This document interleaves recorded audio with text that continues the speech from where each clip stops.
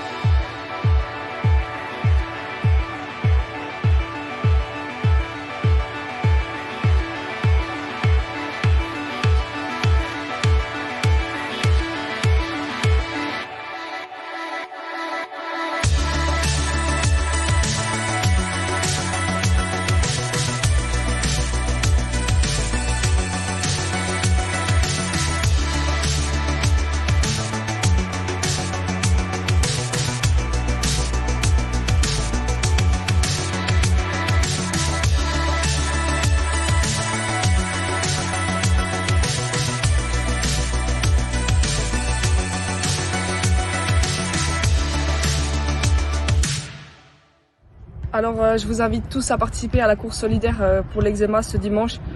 Courons ensemble et aidons les personnes touchées par l'eczéma.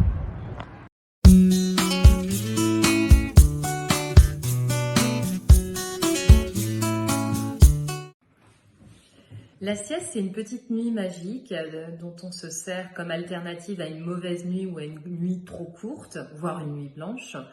Et c'est aussi un traitement donné à tous pour traiter la fatigue.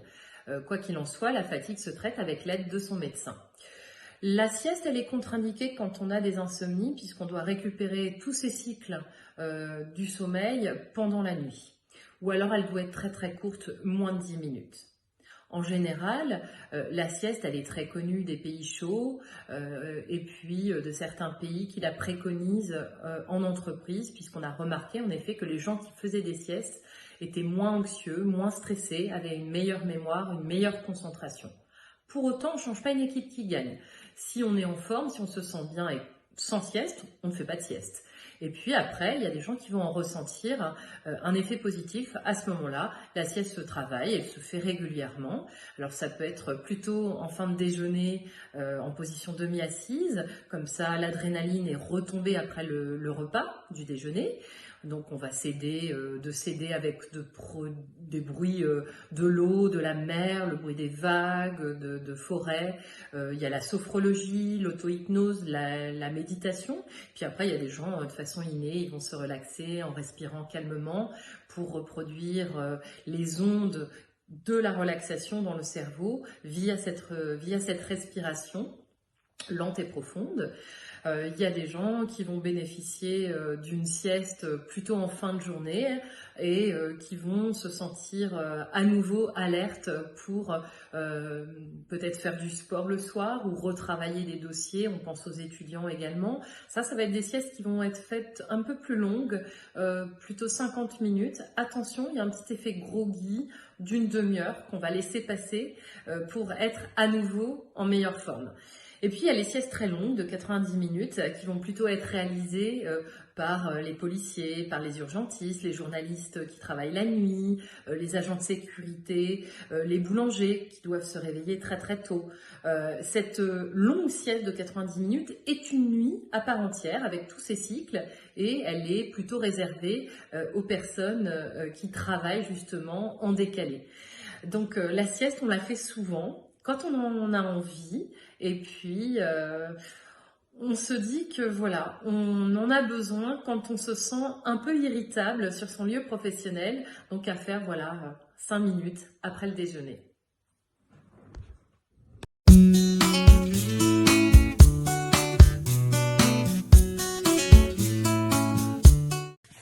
Salut siège tonique. Allez, faut y aller. Pensez à votre petit foulard bleu aussi. Et pourquoi on fait tout ça? Que le meilleur gagne. Salut!